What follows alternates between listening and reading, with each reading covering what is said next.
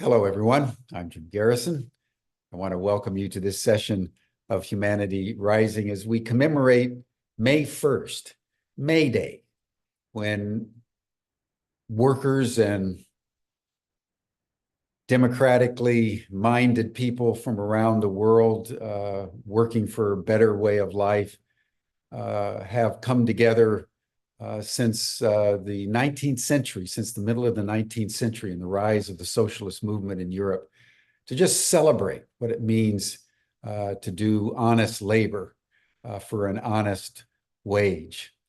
I want to just note this before we begin our program in relationship to the protests that have been taking place around the world, particularly in the United States, at Columbia and at UCLA, which is what I want to talk about today, as a way to celebrate ordinary people expressing their passion with courage, with integrity, and with a willingness to suffer the violence of coercive state power. It was 56 years ago yesterday that the Columbia University administration called in the New York City and State Police in the wee hours to go into Hamilton Hall and to begin to engage in mass arrests. That happened yesterday at Columbia University. And at the same time, 56 years ago on April 30th, 1968, at the same time of day, in the heart of the night. Extraordinary.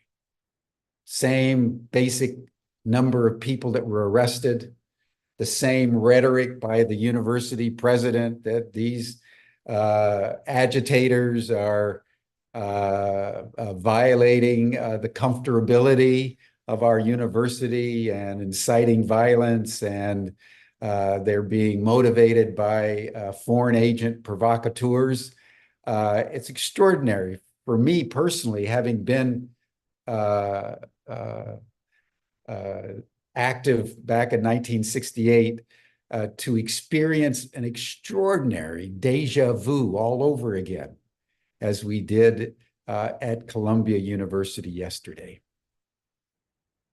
One of the young women that was there and was arrested as she was being taken away, she said, "Whatever happens, we're not going to stop. We're making history." And history she and thousands of others have made yet again. At UCLA, they also came down very heavily yesterday in a variation of what happened at Columbia, which I want to note. If you read the news today, it said violent clashes on UCLA campus, police respond, as if there was like this battle between the people speaking out against the genocide in Gaza and those pro-Zionist Israeli protesters. That's not what happened. What happened was, if you see the footage that has been released, the protest was very nonviolent, very calm. And then out of nowhere, a small group of about half a dozen, mostly male people appeared out of nowhere and began to attack the pro-Palestinian forces. The police and the administration stood by. And then the police came to stop the violence, blaming it on both sides. And now we're being told that there was this clash between the groups. That's not what happened. I've noted this before. Almost invariably, when there's violence, it emanates from the police. I wouldn't be at all surprised to learn that the so-called pro-Israel people were probably working for the police department and were brought in specifically to trigger the event that would allow the police then to arrest everybody.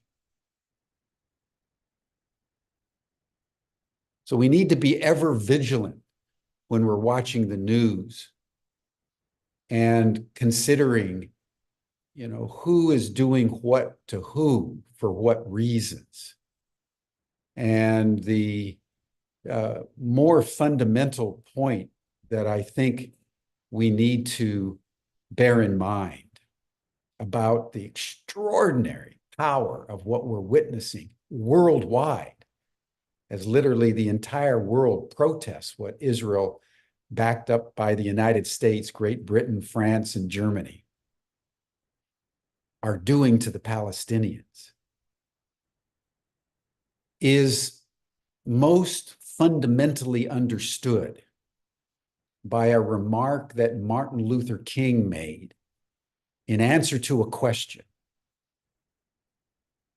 about the efficacy of civil disobedience and protest.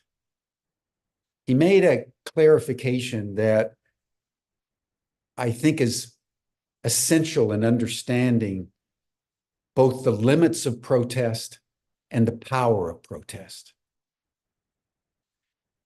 He said that the purpose of civil disobedience is not to solve the problem. The purpose of civil disobedience is to make the public aware that there's a problem.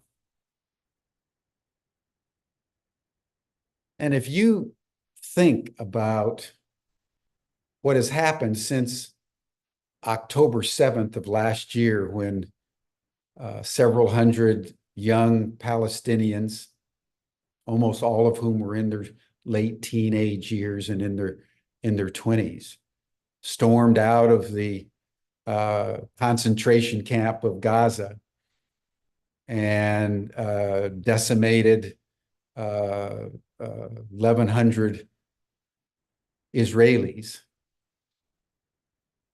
That ignited global awareness. And as the Israelis overreacted and began to essentially commit genocide backed up by the United States, the entire world has woken up to the plight of the Palestinians in ways that have never been achieved in all the years since 1948, when the first 750,000 of them were expelled from what became Israel, and 300,000 of them ended up in Gaza. The world woke up. The problem isn't solved, but people worldwide understand that genocide is occurring in Palestine. And now you have the student unrest in the United States and around the world. So what we're seeing at the level of public protest is one of the most dramatically successful public education events, maybe in modern history.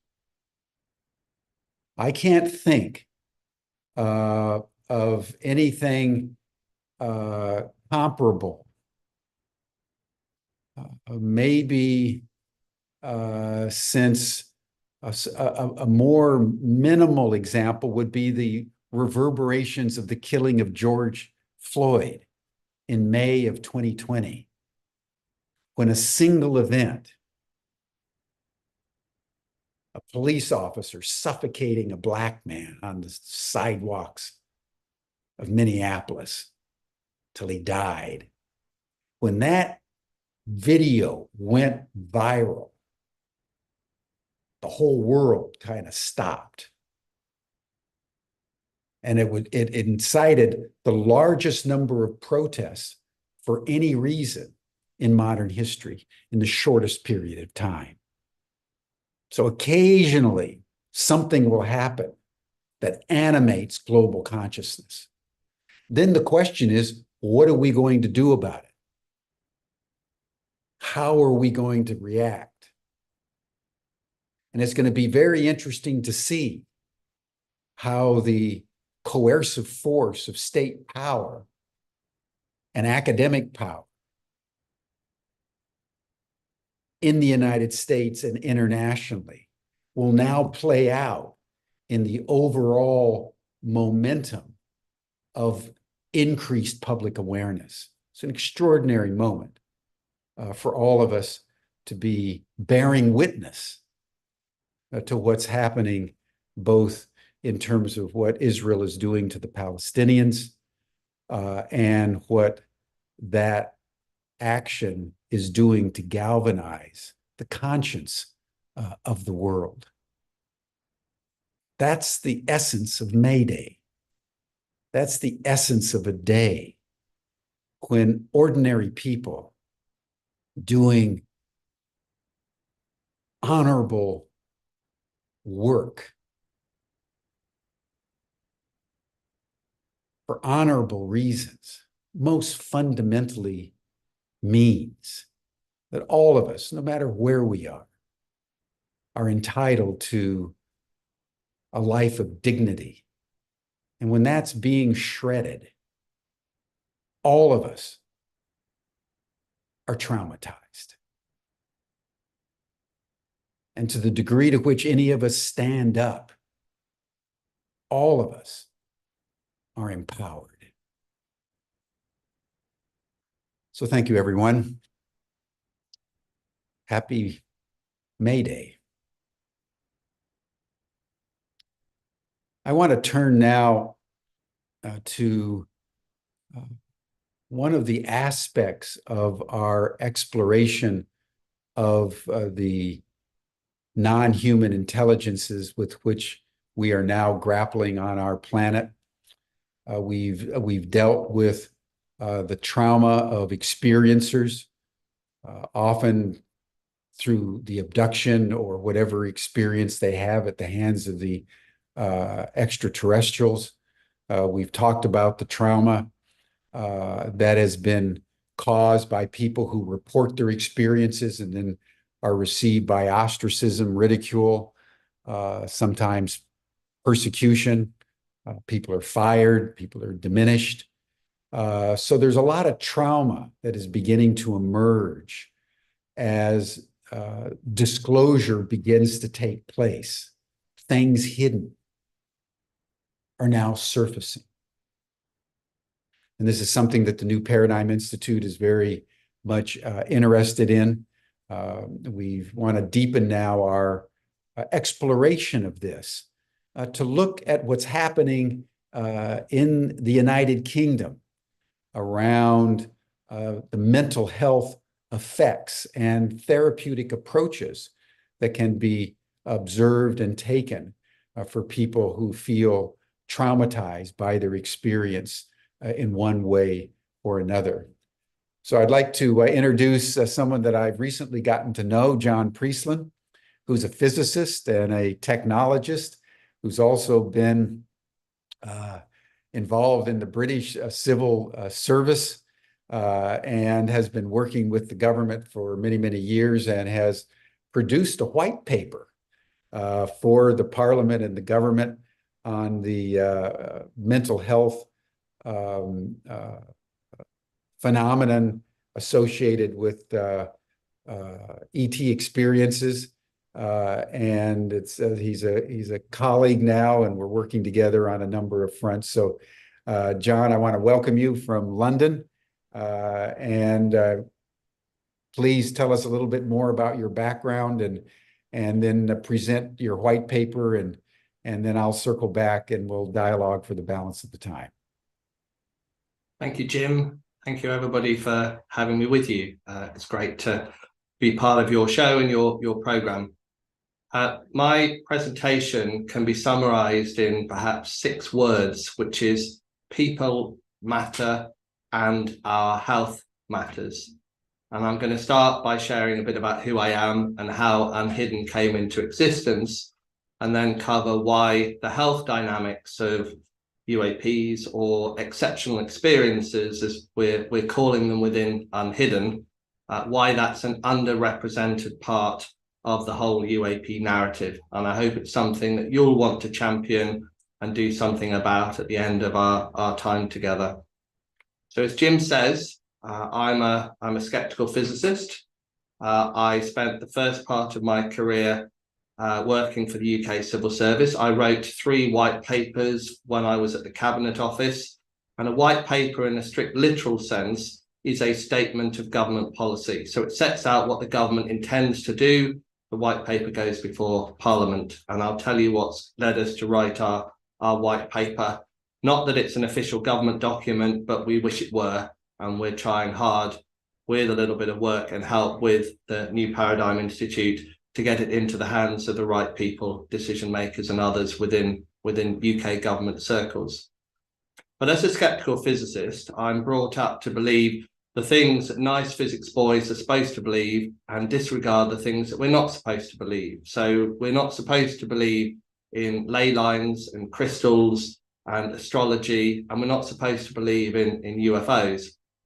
So 3.5 years ago, I would have been very dismissive of this subject, but it was my brother-in-law, I blame him for this. He came round one day, he's a physicist too, and he said, John, have you seen these UAPs? And they're buzzing these nucleosides. I said, hold on a minute, what do you mean? So these documentaries, there are these UAPs, UFOs, and they have a propensity to be seen and visualized around nuclear facilities. And I'm a little interested in the nuclear sector. I do a bit of work in that sector.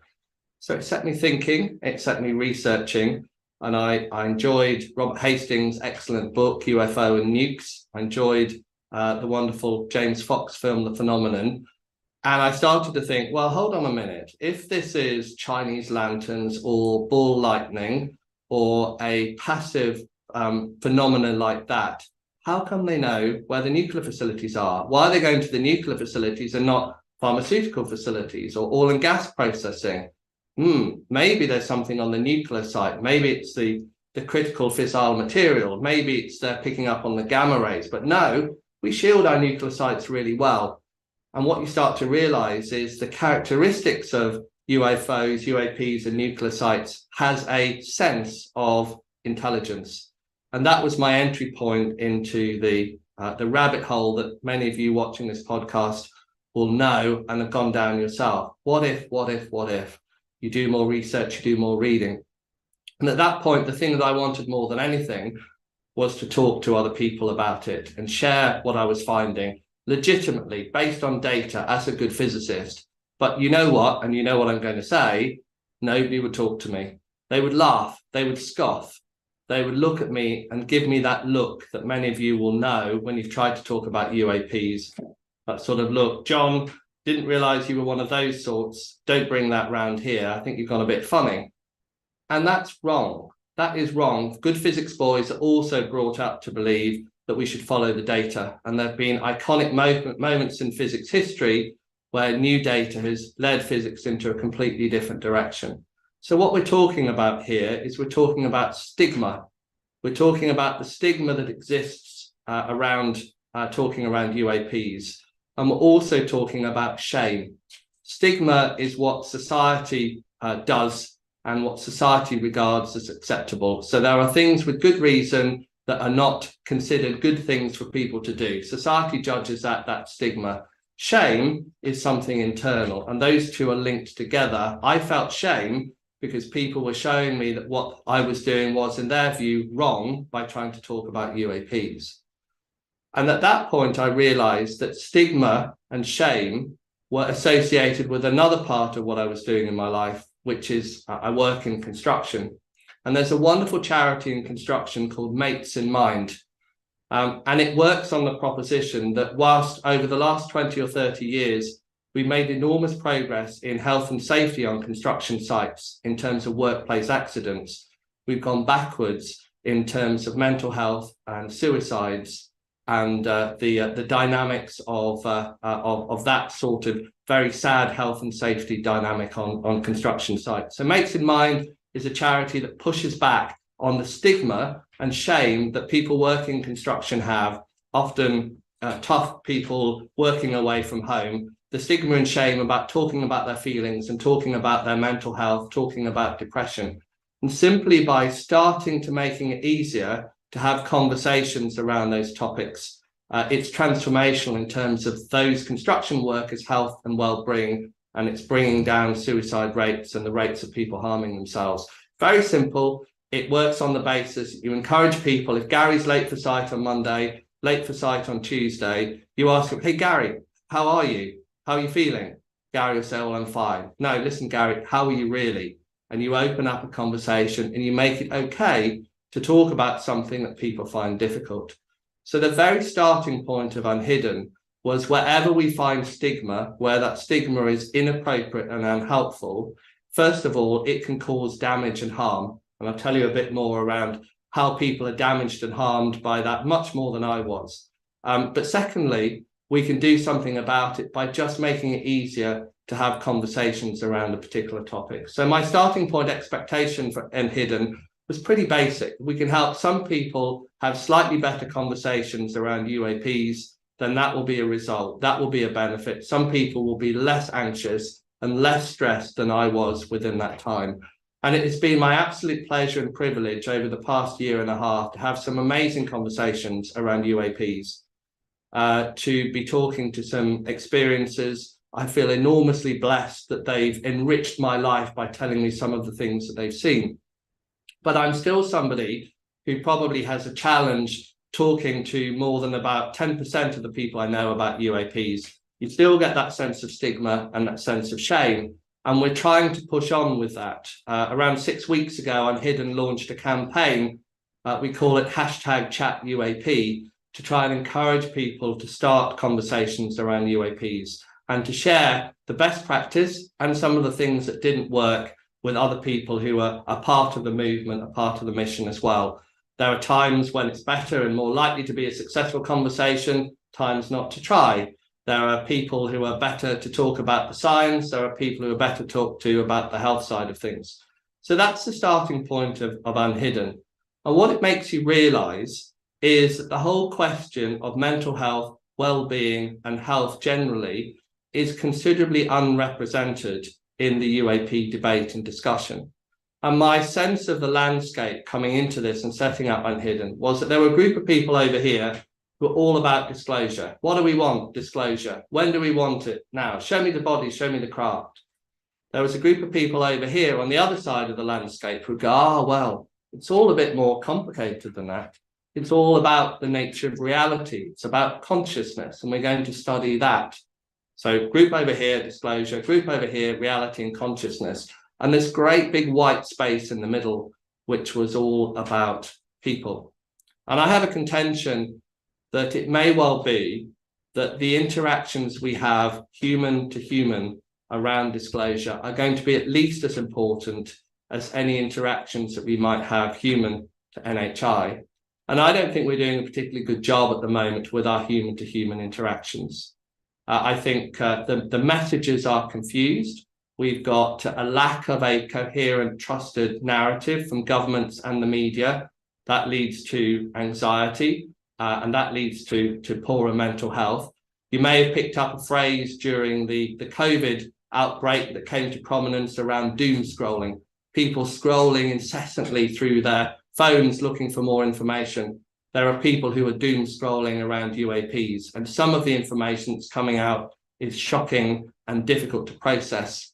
Representative Luna being asked live on Fox News and CNN after the ICIG hearing in January about interdimensionals. I just imagined an 8-year-old child watching that with her mother and asking, mummy, what's an interdimensional? Representative Burlinson talking on Askapol, Matt Laslow's show about they kind of phase in and out of existence. There is a narrative here which rightly produces anxiety in a number of people, and that is unhelpful. It leads to poor mental health. And we are not doing a great job in terms of planning for people on the other side of any possible disclosure around ontological shock. Who within the population might be most affected? How can we plan and help as many people as possible, if disclosure is a process, to help as many people as possible to go from this side of the chasm to this side of the chasm, able to keep calm and carry on? Where is the research? Where is the support? Where is the analysis as to who's going to be most affected? Is it going to be by demographics or by personality type?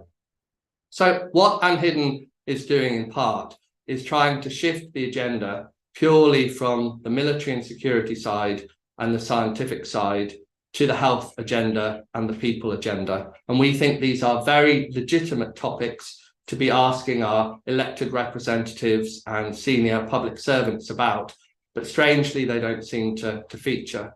And when you look at other topics which have had a sense of newness and a sense of scientific inquiry, for example, when we came to address the challenge of the ozone layer in the 80s and 90s, we didn't just think, is there a military threat and what's the science? We were very, very front and center around what are the health implications for people. Similarly, for genetically modified crops, the health implications for people are front and center. And we don't think that those questions are being asked. Now, our particular focus is around mental health. There are other aspects of health to do with UAPs, to do with anomalous health incidents, which are much more sort of physical health. So we're focusing much more on the mental health side. And it is absolutely clear that there is considerable stress caused to people who are pathologized, in the words of Professor Thomas Rabeyron from the University of Lorraine. And he's quite an inspiration for uNHIdden. He coined the phrase exceptional experiences. And he defined an exceptional experience as it's usually a rare, spontaneous or provoked experience involving, from the subject's point of view, a non-ordinary interaction with his or her environment. It often generates intense emotions, both positive and negative, stemming from its unusual or strange nature. And you will notice from that definition, it doesn't refer to UAPs, nor is it prescriptive in quite what that experience is. It is a strange, spontaneous, provoked experience. So it could include poltergeists, ghosts, other things like that. And that's important because what that's doing is it's offering a non-judgmental environment into which the person who's had the experience can come and have the conversation and the consultation with a psychologist or therapist. And what Thomas Rabeyron has done in setting up a marvelous organization in France, whose full name is the Centre d'Information de Recherche et de Consultation sur les Expériences Exceptionnelles, or CIRCE, is he's created a consultation environment based on that non-judgmental approach. And that team is seeing about 95 patients a year. And so we've taken the term exceptional experiences as the way in which we want to take what uNHIdden is doing. And we add to that disclosure to create our environment. So as Jim says, what we did about 10 days ago, I'm going to share my screen, is we published a white paper. I mentioned at the beginning what a white paper is. We would love to get this into the hands of MPs and others in the UK, love to get this into the hands of Congress, men and women in the US. The impact of exceptional experiences and disclosure on mental health and well-being. And I'll leave that image on the screen for a little while. And I do recommend you take a little time to go and have a look at our microsite. There's a short video from me setting out what it's all about. The white paper is 44 pages long. It has 91 references. I hope we could teach the ARO historic report a thing or two about good referencing. So it's all underpinned by academic and other references. And we make 5 recommendations, and these are framed to the UK government, but they apply broadly equally well to US and overseas governments. And I'm going to put the recommendations up on the screen and talk through them, not word for word, but in a general sense, and you'll get the sweep. So the first thing is we need the UK government to acknowledge that UAPs are real. It was a breakthrough moment for the world, really, when in 2021, the Office of the Director of National Intelligence produced a preliminary report that said UAPs are real physical objects and they pose a safety of flight risk. Nothing in that report around health, interesting, one to challenge and one to ask some more questions about. But the UK government does not accept that. If you ask the UK government anything about UAPs, it comes back with a standard line that says, in more than 50 years, the Ministry of Defence has found no military threat from UAPs, extraterrestrials, UFOs.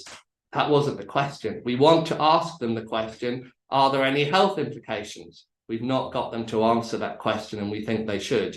And the reason why that's so important as part of recommendation number 1 is, unless you acknowledge that exceptional experiences and UAPs exist, it's very hard for those people who have experienced them to get the care and support they need. Something doesn't exist, then why should any care and support be needed? So we need that acknowledgement first and foremost. Secondly, it won't be for uNHIdden to provide that advice and support. It will be for NHS and professional bodies. So we need more guidance and help for those professionals to be able to consult effectively on exceptional experiences. Now, we work closely with a wonderful US body called UAP Med, and one of the dynamics at play here is the Diagnostic Statistics Manual, DSM-5, is going to come out with its new revision, DSM-6, in 2025. It would be transformational if we could get exceptional experiences as a category in that manual, because that's what the clinical practitioners in the US use, and there needs to be something in there if somebody on a health insurance program is going to get cover and it's going to be paid for. So we need more guidance for professional people, professionals in the space. We need more credible information to prevent that doom scrolling and to provide more of a trusted narrative. That's for government, but also the media to play their part. We need more research on what the dynamics of disclosure might be, the psychosocial aspects, the more vulnerable groups, communities, and what sort of help might be beneficial. This can't be done on a wing and a prayer and belief. We need research to sit behind the design of a disclosure program. And it's interesting, if you go to the Carl Nell program shown at Sol, those 4 streams of activity, we have a government stream, we have a business stream, we have a humanities stream, and we have one other stream, a natural sciences stream. We don't have a medical and a people stream. The closest we have to a doctor in the Carl Nell program is we have a biologist within the national sciences. Why are the medics and doctors not front and center? Why are the psychologists not helping craft the disclosure programs? I don't know. And then the 5th one here is we need a plan that brings together multiple branches of government. You've got 18 different branches of the intelligence service. It's very fragmented, similarly in the UK, and community groups as a single open shared endeavour and in a way that builds trust. And the reason why it's so important to have doctors involved is a couple-fold. First of all, when you look at a recent survey, an Ipsos Mori survey in 2021, the most trusted profession on the face of the planet is doctors. They come as the most trusted people time and time again. More trusted, I would hazard, than Department of Defence, press officers and others. Don't know where they feature, but doctors are exceedingly trusted. And one of the reasons why doctors are so trusted is that they are exceedingly good at disclosure. Why do I say that? Because every time there is a negative test result, a cancer diagnosis, the doctor has to do a form of disclosure. And the medical ethics and the principles of autonomy and patient-centric diagnosis, putting the patient first, means if you get 100 doctors in a room, 100 out of 100 will agree on the need to disclose. The family might come along and say, please don't tell Uncle Jim he's got cancer, he's very old, it will upset him. The doctors agree that the duty of candor to the patient means they need to disclose. And that's one of the reasons why they're so trusted. It would be great if we had some of that medical ethics thinking in government circles. But there are 2 other reasons why doctors are really good at disclosure. The first of all is they put a lot of time and attention, training and care into how they break the news. They don't just send a text on a Friday afternoon. They bring the patient in, they create the environment, they put the news across in the most patient-centric, caring and supportive for outcomes way. And then there's a big support program, psychological, physiological, pharmaceutical care. Those steps that doctors do day in, day out, applied to a disclosure process, would be really a real revelation in terms of building trust. And one of the things we might find most difficult about disclosure is the erosion of that trust. And it's the same organizations that may be telling us that there's a plan for a post-disclosure world who've been withholding stuff from us for the last 50, 70, 80 years. That's not a good mix. And at the heart of uNHIdden, we have a medical advisory board. This isn't something we can do in anything other than a completely professional way. So we have a fellow of the Royal College of Physicians. We have a general practitioner, which is the entry point into the healthcare system in the UK. We have a clinical psychiatrist. We have a practicing clinical psychologist. These are eminent professionals who are making sure everything we do is compliant with medical ethics, good patient outcomes, and best medical guidance. So that is what we're all about. We're not doing individual referrals. We're not doing consultations yet. That's something we hope to do in the future. That will require funding. It will also require some of the guidance to be in place. But I come back to my summary at the beginning, which is my 6-word summary of what I'm going to say, is that people matter and our health matters. And I hope I've shown you in what I've been saying and in your access to the white paper that the questions we ask and the way we hold government to account around the health aspects of UAPs is undercooked. It's underrepresented. There's more we need to do to ask the questions, not just of the Department of Defense and the intelligence communities, but of the chief medical advisor and the others in the healthcare world. What are the health implications of UAPs? Mental health, physical health, and otherwise. There ought to be some answers because we matter, people matter, and our health matters. And at that point, Jim, I'll hand back to you.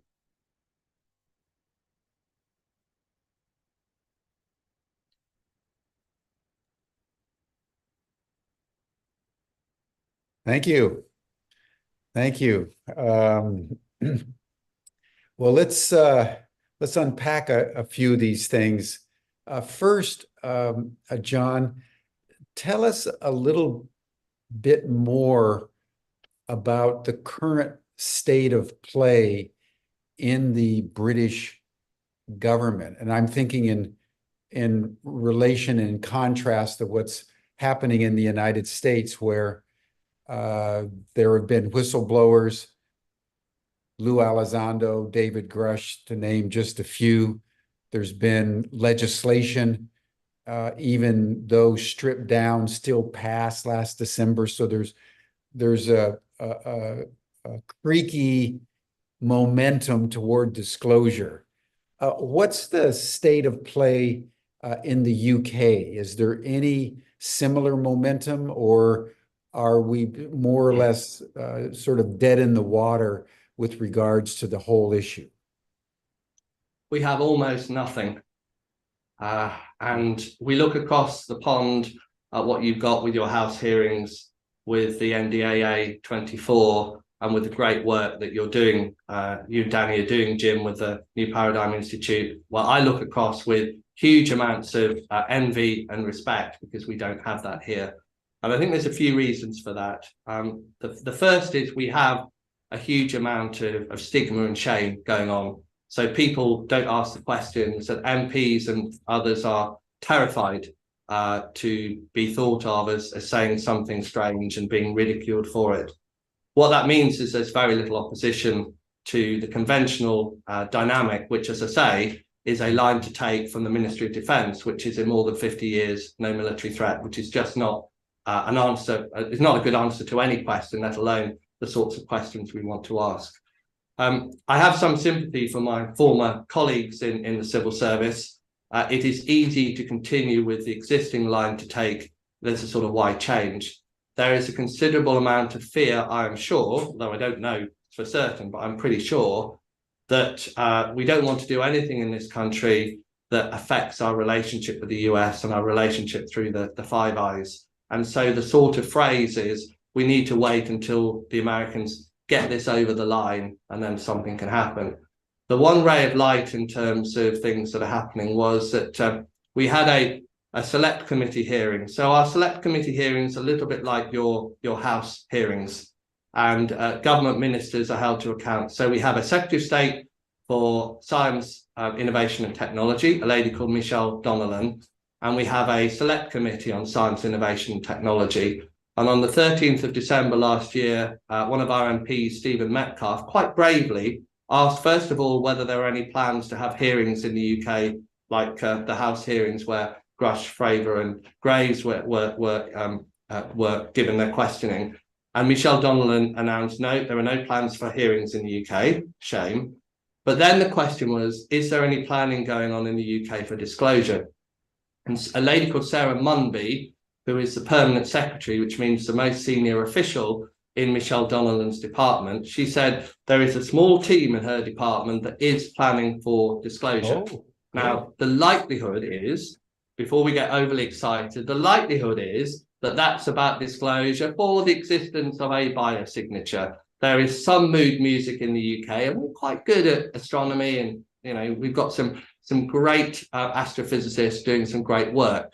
There is a sense in which disclosure might equate to a biosignature of something on a distant planet, exoplanet, thousands of light years away. Nevertheless, that is something we're following up on, and it is the first ray of light for quite a number of years that someone within government, and not in a defence or intelligence world, is actually giving a little bit of thought to this. So I hope that is going to start to fan the flames of an awareness here in the UK around disclosure. And which department is that little small group in again? So that is the Department for Science, Innovation and Technology. Oh, so it's coming out of sort of the scientific sector of the government. That's coming out of the scientific sector, which makes me think that it's to do with the biosignatures rather than something more front and center to disclosure, as you and I would know it, Jim. But that's taken a long time coming, and it's not well known. But in January 2010, the Royal Society, which is our preeminent scientific body, arguably the most preeminent scientific body in the world, held a 2-day round table on the topic of how the existence of extraterrestrial life would be disclosed. And in February of the next year, so this is February 2011, an academic paper came out as part of the Royal Society publication, so Annals of the Royal Society, very, very prestigious, by two academics, Dominic and Zarnecki. And there's a sentence in there that I'll read out to you. So this is 2011, and it said, if extraterrestrial life happens to be detected, a coordinated response that takes account of all the related sensitivities should already be in place, 2011. So where's the plan in the UK? Is there a plan in the US? Is that Carl Nell's plan? That was what the Royal Society said in 2011. And I think we've got a bit of catching up to do, haven't we? Yes. Well, it's interesting to note that the Vatican in 2009 issued a similar statement, more religiously crafted, obviously, but saying that this is a very serious issue, needs to be taken seriously. And we're not talking just about some cellular organism on a far-off planet, but advanced civilizations potentially here on planet Earth. And then it kind of died back down. And then 2017 with Lou Elizondo resigning from the Pentagon and going to the New York Times, then somehow in the United States, disclosure hit a certain critical mass. And then the rest, as they say, is history, not dramatic in the sense of anything full, but certainly a rising and incrementally building process to disclosure. So where you are, you're trying to put together the little bit of crumbs on the floor to see how things could be brought together. And then there's an idea I might interject with, which sort of hit me front and center about 3 weeks ago, which links some of the things to do with mental health, stigma and shame with the wider agenda of disclosure. And there are probably people watching the show today who are thinking, it's all very well, but what's it got to do with disclosure? And I was listening to Liminal Frames, one of my favorite shows. This was Liminal Frames 52 on Sunday, the 7th of April. And Nathan was running through different categories of disclosure. And he mentioned a concept which he described as distributed controlled disclosure. And this, he said, and I'm quoting a little bit, this would be a non-government-led type of disclosure with a wide level of recognition and admission that we are not alone and that it is happening almost at a grassroots level across all of society. And he likened this to a village next to a wood. And if people go into the wood and they see grizzly bears in there and they come out and they say to their fellow villagers, there's bears in the wood. If those people who come out of the woods are treated with stigma and rejected, oh, don't be so stupid, there's no such thing as bears, you're lying, that's not true, then we don't get a recognition that there are bears in the wood. But if people come out of the wood and they say there's bears in the wood, and that happens time and again, and people are listened to and conversations happen, then over time it becomes an accepted fact that there are bears in the wood. There doesn't need to be an announcement from the mayor of the village.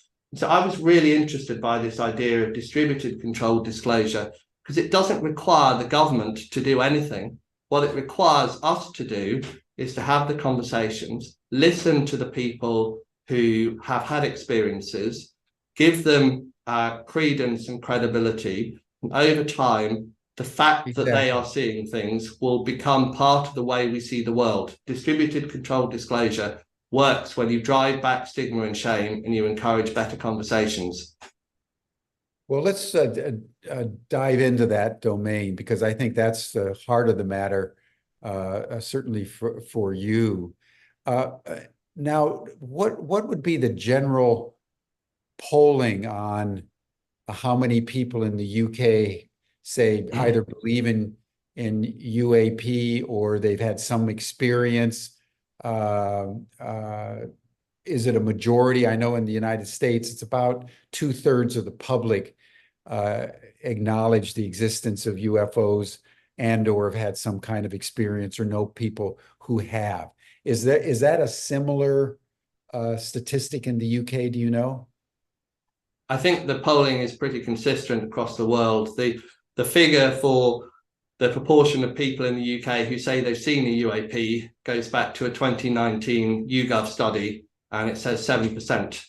And the average across the whole of Europe is 6.5%, averaging the different polls, which gets you to the grand total across Europe of 29 million people who say they've seen a UAP.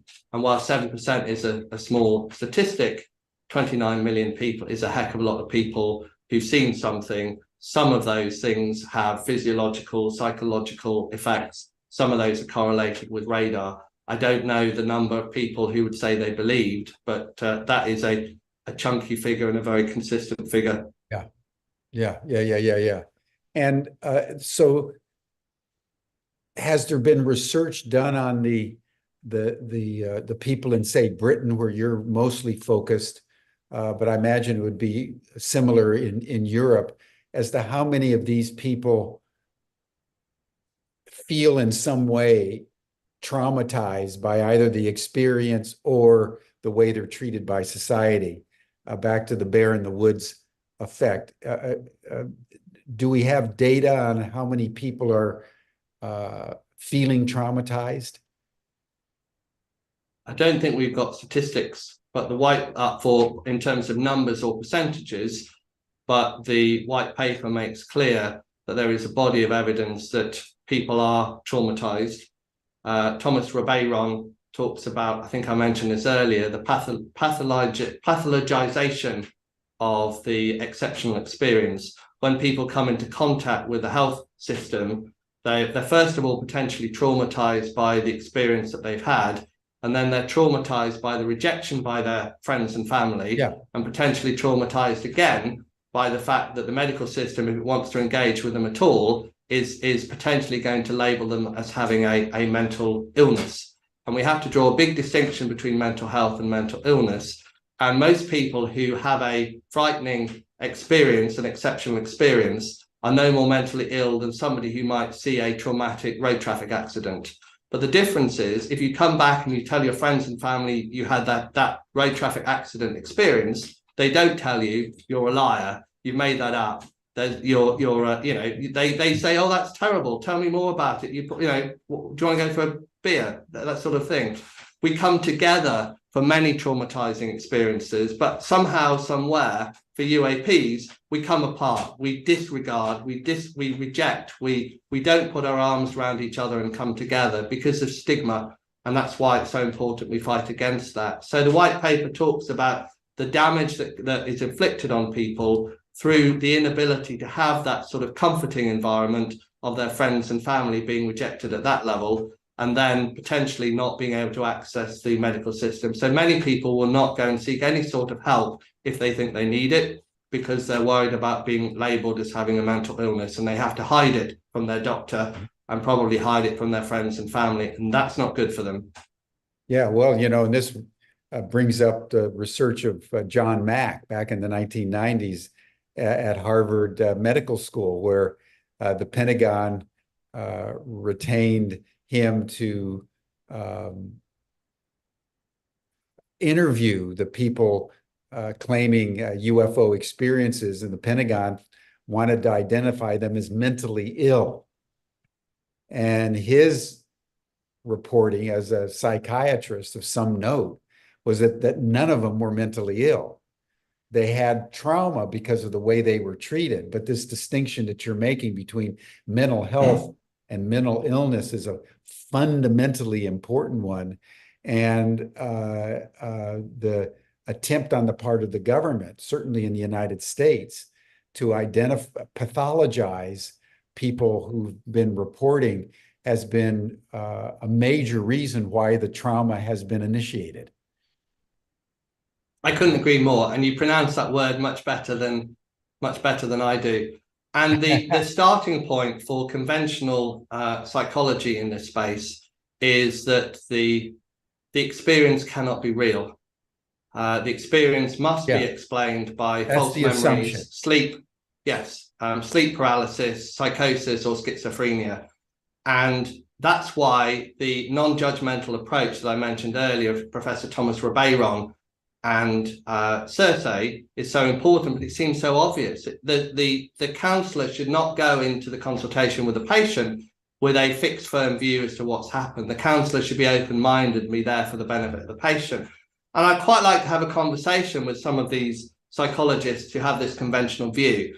Okay, so let's go to the 2004 Nimitz incident. We're fortunate enough to have Alex Dietrich, the wonderful Alex Dietrich, as one of our ambassadors for uNHIdden. But let's ask retired Commander Fravor or retired Lieutenant Commander Dietrich, when it comes to that experience, all the radar telemetry, all the visual telemetry, and what they saw. So which was it? Was it sleep paralysis?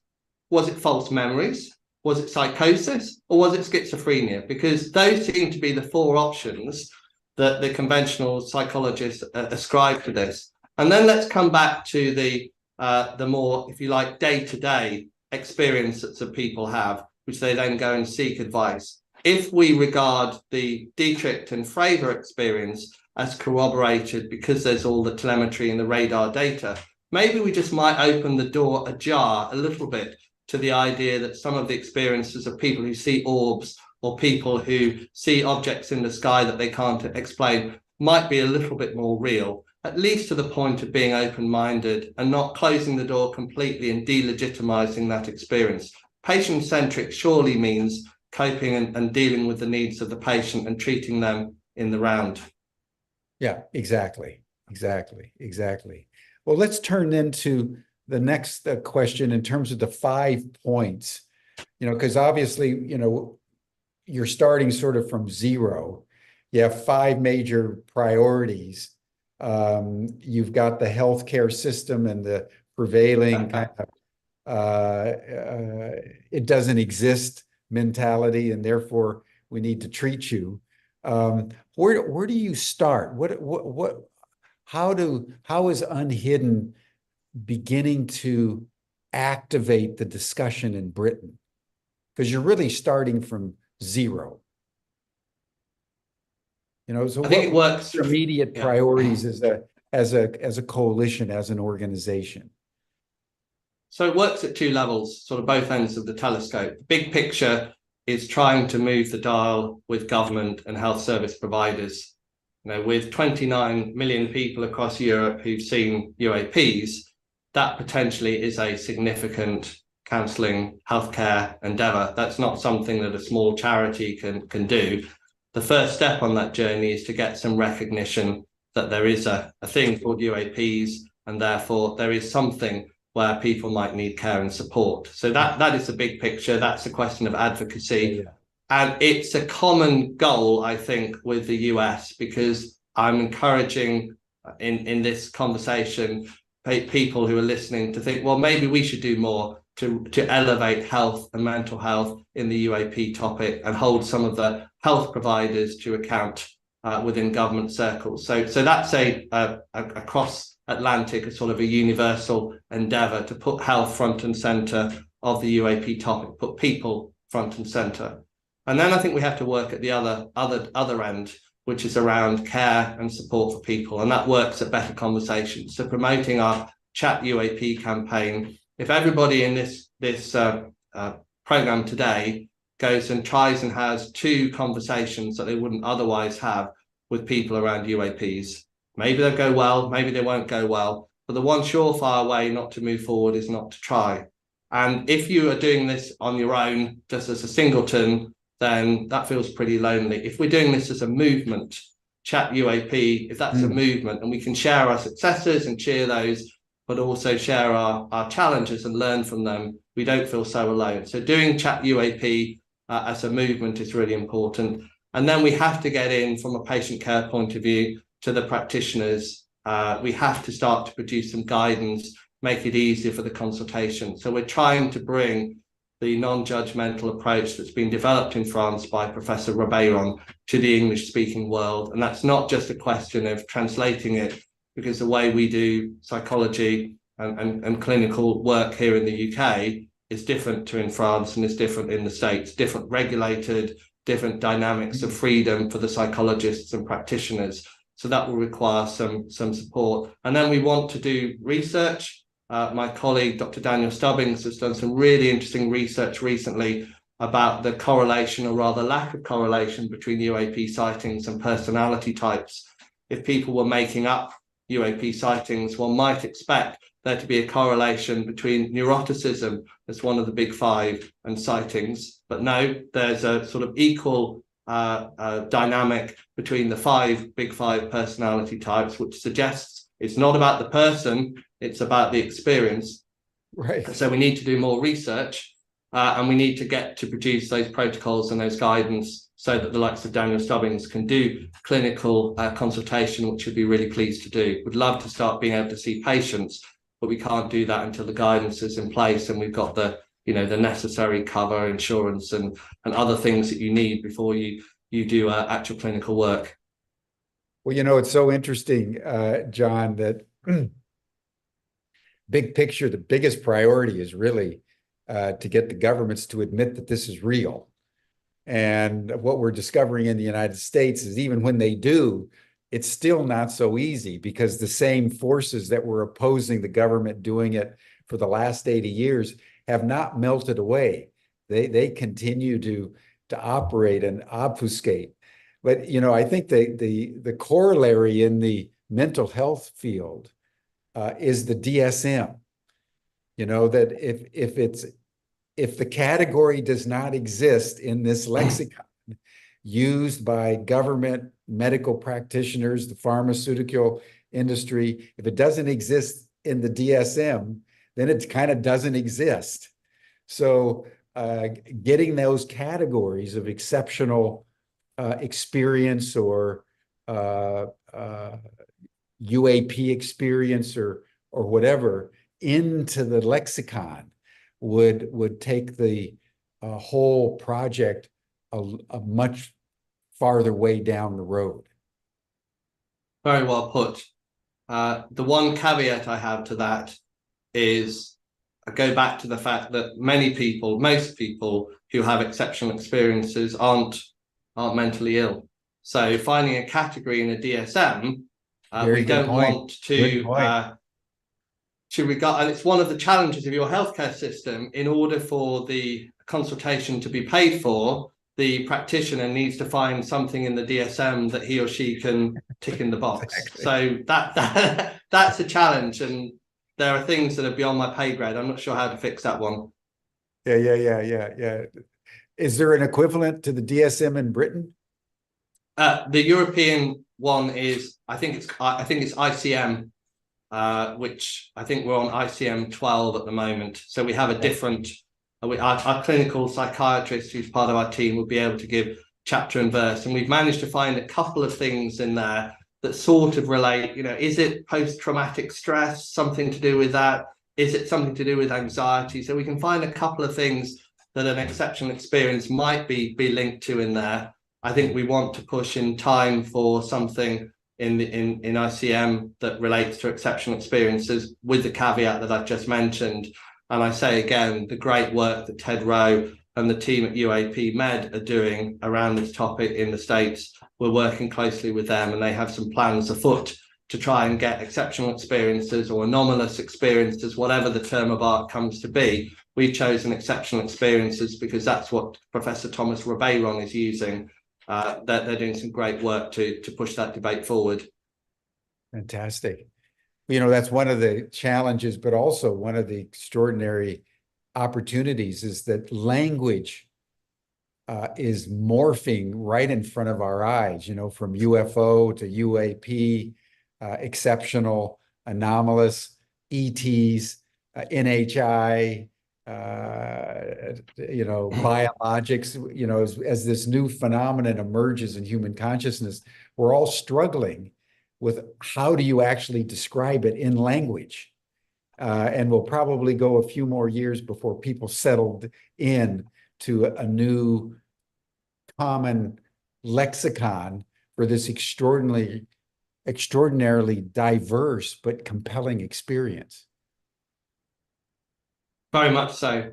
And what we're grappling with is the stigma that attaches itself to those old words.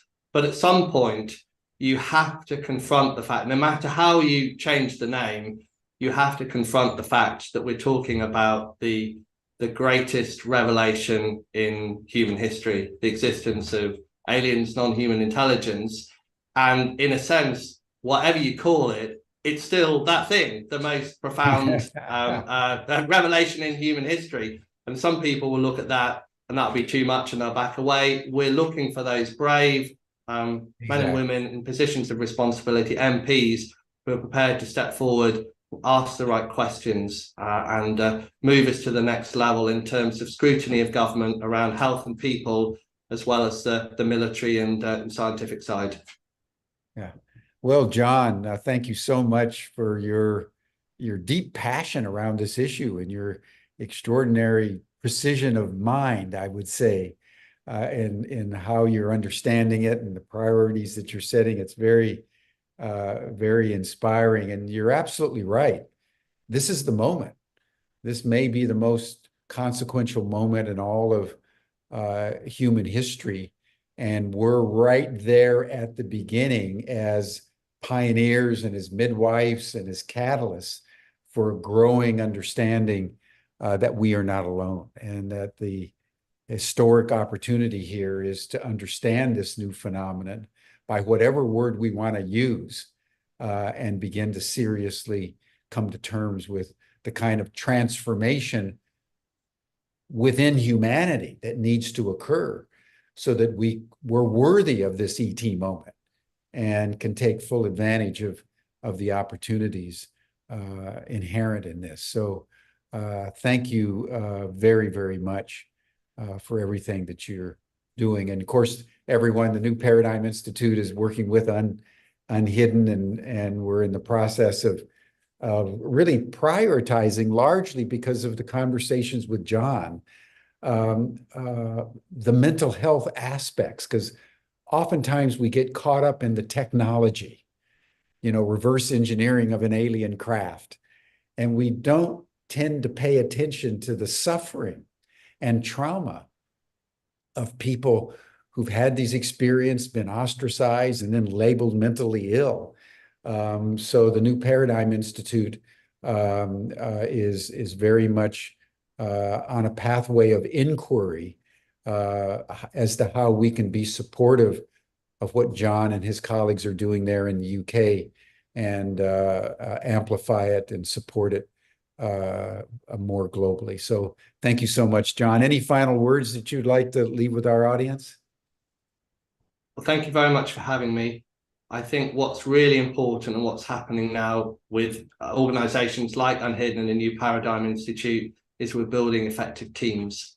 I think there's been a lot of fragmentation in the UAP world, and now we're building teams, and nothing in this world will happen without an effective team. So I commend what you and your team are doing, and I think we're building a great team at uNHIdden, and together, who knows where we can go. Yeah. So, well, thank you. So that'll bring us to a close, everyone. John is happy to stay for a little bit in the after chat. You'll see the link in the chat box. You received the link in your Zoom reminders for today's call. And then tomorrow, we're going to hear from Otto Scharmer, professor of organizational management at MIT, who's one of the founders of the U theory movement, founder of the Presencing Institute, who will contemplate with us from his perspective of how trauma and crisis leads almost inevitably, if you persevere long enough, to liberation and transformation. So that's tomorrow on Humanity Rising, Otto Scharmer. Thank you, everyone. Thank you, John. Bye for now. Thank you, Jim.